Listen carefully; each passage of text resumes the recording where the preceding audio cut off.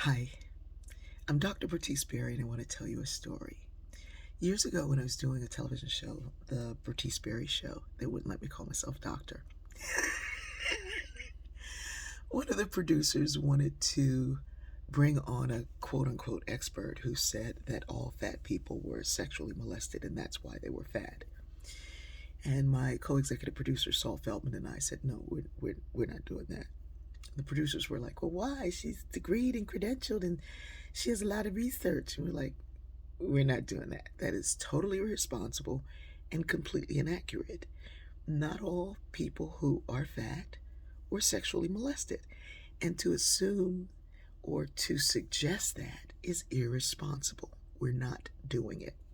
And even though I wouldn't have been saying it, and I could have pushed back against it on the show, you don't want to plant that for somebody who's struggling with their weight, that, oh, well, maybe this is why, maybe that happened to me and I don't know, and maybe I've repressed a memory. You just don't want to do that. Many people have lots of theories about why people are fat, why some people are fat and some people are not.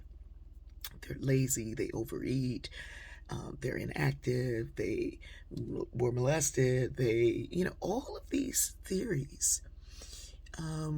I wish there were as many theories about why people were stupid. Because the truth of the matter is, the diversity of weight is as normal as the diversity of color. When you're a kid, you go to the doctor, and the doctor says, this kid's going to be at the 95th percentile for height and weight. This kid's going to be at the 23rd percentile for height and weight. And they're saying it when the child is pretty much what they are. Because we're not all made the same. And yet somehow we don't grasp that. If everybody is not a standard weight, then something is wrong with them. Here's what I don't do, because I got some of this yesterday.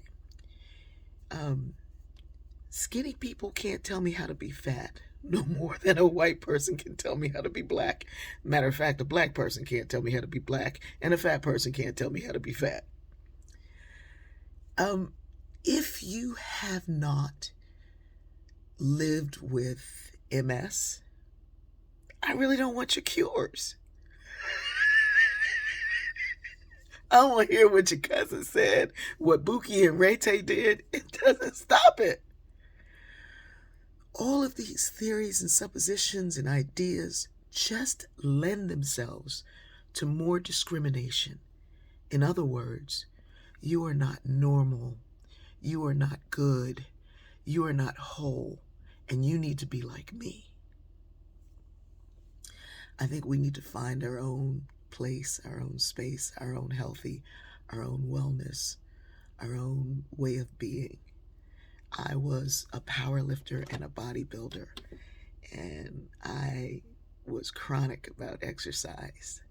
Not being able to do so at one point gave me a great deal of sadness. But then I realized that there were so many more gifts and abilities inside of me that I hadn't even begun to tap. And now that I do, I don't wallow in what I used to be. Because as my mother said, used it and died.